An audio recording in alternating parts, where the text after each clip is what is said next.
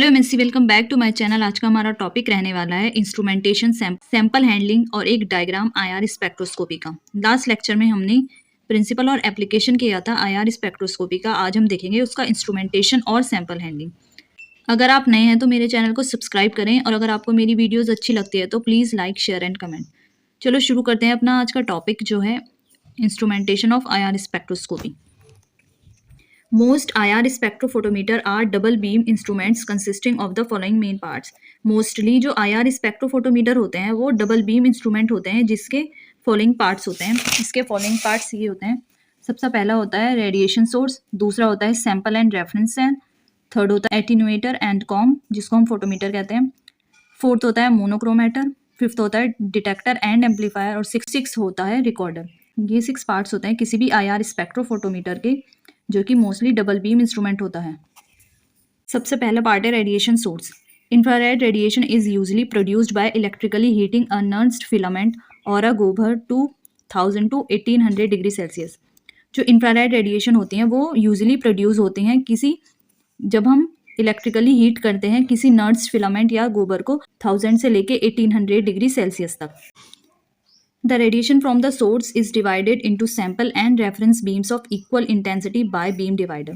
जो रेडिएशन होती है सोर्स की उसको हम डिवाइड करते हैं सैंपल और रेफरेंस बीम में इक्वल इंटेंसिटी किसकी मदद से, बीम डिवाइडर की मदद से। ये देखिए, ये है इसका डायग्राम। ये है रेडिएशन सोर्स, उसके बाद में ये है बीम डिवाइडर।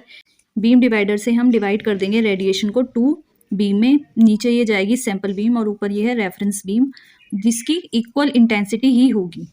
ये है इसका डायग्राम। सेकेंड है sample and reference cells. Reference and sample beams pass through the reference and sample cell respectively. जो रेफरेंस बीम होगी वो रेफरेंस सेल से पास होगी और जो सैंपल बीम होगी वो सैंपल सेल से ही पास होगी रेस्पेक्टिवली। उसके बाद में थर्ड है attenuator and com. The reference beam passes through the attenuator. जो रेफरेंस बीम होगी वो एटेन्यूएटर के थ्रू पास होगी and the sample beam through the com. और जो सैंपल बीम होगी वो पास करेगी कॉम के through. The photometer combines the reference and sample beam into a single beam of alternating segments. जो फोटोमीटर होगा वो कंबाइन कर देगा रेफरेंस और सैंपल बीम को जैसे कि वो एक सिंगल बीम दे अल्टरनेटिंग सेगमेंट्स की। Monochromator, the combined beam passes through the prism और ग्रेटिंग ऑफ द मोनोक्रोमेटर। जो यहाँ पे सिंगल बीम बनी है, जो कंबाइंड बीम है दोनों एटेन्यूएटर और कॉम से जो पास होके बनी है, रेफरेंस और सैंपल बीम की जो कॉम्बिनेशन से बनी है कंबाइंड बीम, वो पास करती है प्रिज्म के थ्रू या हम कह सकते हैं grating of the monochromator. Fifth है detector and amplifier. The detector is a thermocouple which measures radiant energy by means of its heating effect that produces current. जो डिटेक्टर होगा वो एक थर्मोकपल होता है जो मेजर करता है रेडिएंट एनर्जी किसकी मदद से, हीटिंग इफेक्ट जो कि प्रोड्यूस करता है current. And the last one is recorder. Recorder records IR spectra as a plot of wavelength lambda or wave number of absorbed radiation against the intensity of absorption in terms of transmittance T or bends A. जो recorder होगा वो record करेगा IR spectra as a plot. ये देखिए plot बना के, T equals to T यहाँ पे ट्रांसमिटेंस है, T equals to I upon I not. तो T परसेंट कितना होगा, percent transmittance equals to I upon I not into 100। A equals to log 10 1 upon T, जहाँ पे आई नॉट होगा intensity of incident radiation और I जो है वो है intensity of the radiation emerging from the sample. तो रिकॉर्डर जो होगा वो रिकॉर्ड करेगा IR स्पेक्ट्रो को किसके, प्लॉट के फॉर्म में। अब मैं आपको डायग्राम समझाती हूँ। Symmetric diagram of double beam infrared spectrometer. ये देखिए, सबसे पहले हमने देखा जो रेडिएशन सोर्स होगी वो बीम डिवाइडर की मदद से सैंपल बीम और रेफरेंस बीम को डिवाइड कर देगी।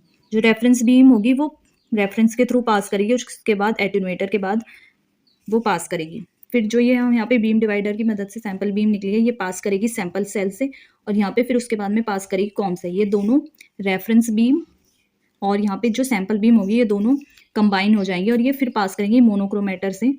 उसके बाद में ये डिटेक्टर से पास करेंगी जहाँ पे डिटेक्टर मेजर करेगा रेडिएंट एनर्जी और फिर उसके बाद में एम्पलीफायर और बाद में ये रिकॉर्ड हो जाएगा with the help of recorder.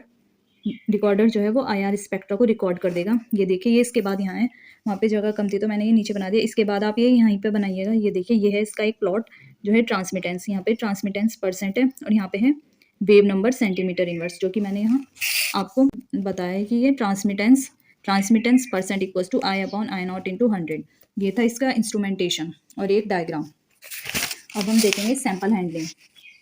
Sample handling क्या है? इंफ्रारेड स्पेक्ट्रा ऑफ कंपाउंड में be recorded in the vapour phase as pure liquid in solution and in the solid state. जो इंफ्रारेड स्पेक्ट्रा होगा कंपाउंड का, वो हम कैसे रिकॉर्ड कर सकते हैं? वेपर फेज में, प्योर लिक्विड के फॉर्म में, या इन सॉल्यूशन, या in the solid state. The sample should be dry. जो सैंपल होगा वो ड्राई होना चाहिए। सबसे पहले हम देखेंगे इन वेपर फेज। द वेपर और gas is introduce into a special cell which is usually about 10 centimeter long and the walls of its both ends are normally made of NaCl which is transparent to IR radiation। जो vapour और gas introduce करते हैं हम special cell में, वो usually 10 centimetre तो long होती है और जो उसकी वॉल होती है बोथ एंड्स की, वो नॉर्मली NaCl से मिलकर बनी होती है, जो कि ट्रांसपेरेंट होता है IR रेडिएशन के लिए। The vapour phase technique is limited. पर जो वेपर फेज टेक्निक है वो लिमिटेड ही है। फिर सेकंड है एज अ लिक्विड फिल्म। इसमें क्या होता है? A drop of neat liquid is placed between two flat plates of NaCl to give a thin film. इसमें क्या होता है? एज अ लिक्विड फिल्म में नीट लिक्विड की ड्रॉप होती है, उसको हम प्लेस करते हैं टू फ्लैट प्लेट्स के बीच, किसकी? NaCl की दो फ्लैट प्लेट्स के बीच में, जिससे हमें थिन फिल्म मिलता है। This is the simplest of all sampling techniques. ये सबसे ज़्यादा सिंपलेस्ट है जितनी भी सारी सैम्पलिंग टेक्निक्स हैं। फिर थर्ड है in solution. The most commonly used solvent in infrared spectroscopy are carbon disulphide, carbon tetrachloride and chloroform. जो मोस्ट कॉमनली यूज सॉल्वेंट हैं इंफ्रारेड स्पेक्ट्रोस्कोपी के, वे हैं कार्बन डाइसल्फाइड, कार्बन टेट्राक्लोराइड और क्लोरोफॉर्म। और लास्ट है in solid state as a mull or paste, as a press disc and as a deposited film. ये देखिए, ये था इसका सैंपल हैंडलिंग। मैंने बहुत शॉर्ट करके लिखाया है, होप ये आपके लिए यूज़फुल होगा। ये थी इसकी इंस्ट्रूमेंटेशन। अगर आप नए हैं तो मेरे चैनल को सब्सक्राइब करें। Thank you for watching.